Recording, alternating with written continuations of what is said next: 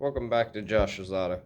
I've had a couple questions that I may or may not have gone over in some previous videos with the 4 to 3 valve 5.4s. I've got one outside of a truck right now to go over the questions. So, right here is a 3 valve 5.4. I've had questions about what can cause valves to not have a good seal.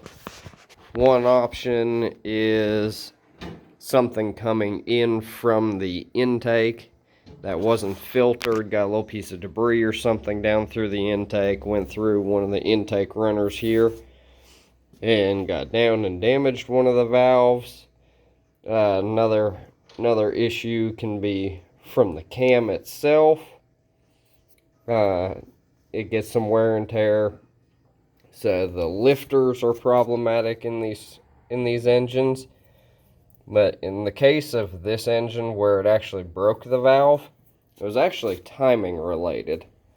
This piece here on the front's the cam phaser, and it operates off of oil pressure, physically coming from the oil pump. Now, the issue they had with the cam phasers going bad in these engines actually came from the bottom end, off the crankshaft. So inside. The bearings inside, they would get some wear. These cranks had a tendency to move a little bit forward and back and wear out the main bearings and would cause a loss of oil pressure.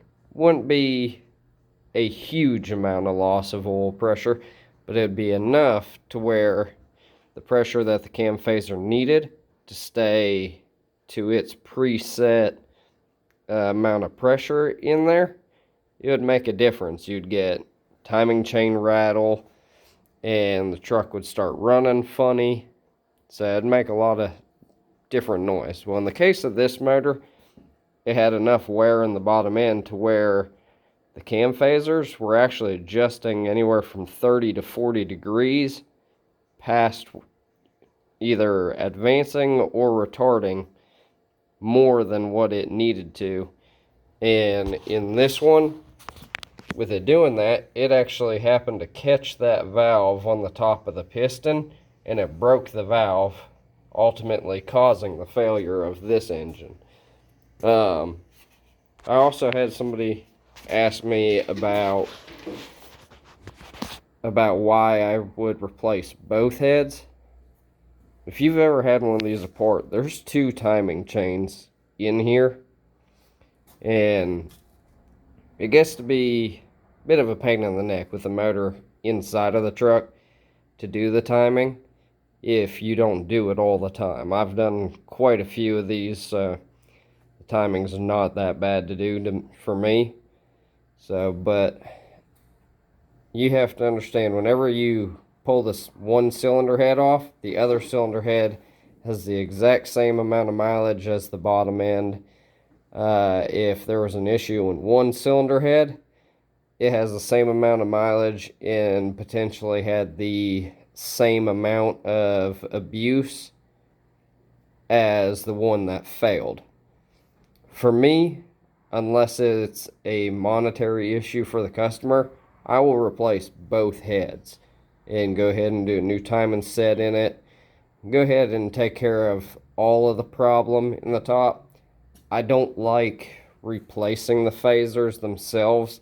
I prefer to do a lockout kit in them to prevent this problem. In the lockout kit, it'll still be able to comply with the EPA emissions on it. All it does is it locks this out and just uses the computer to adjust the timing. So it gets a little more in depth than that if you are in the tuning aspect. But ultimately, that I've had less issues with a vehicle coming back after doing a lockout versus just doing new cam phasers. I've worked for another company that's all we did was we would change a cam phaser in them and not do a lockout, and they would constantly come back for warranty of a cam phaser failure. because we wouldn't go in and replace the bearings in the bottom end of the motor at that particular shop that I worked at. So it's just my preference. I would rather not have to take a cylinder head off if I've done one cylinder head, but I didn't do the other one, and then the customer has a problem with the other cylinder head later on down the road.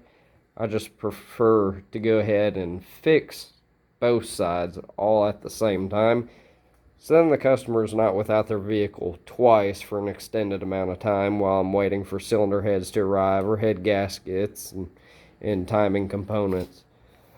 So I hope that was a little bit more informative. So I can go ahead and show you and see. There's actually still needle bearings in this one from whenever the rocker arm broke, whenever that valve got jammed. It actually broke a couple rocker arms in the process. So. But I hope that helps answer some questions that I've been asked. Thanks for watching. Bye-bye.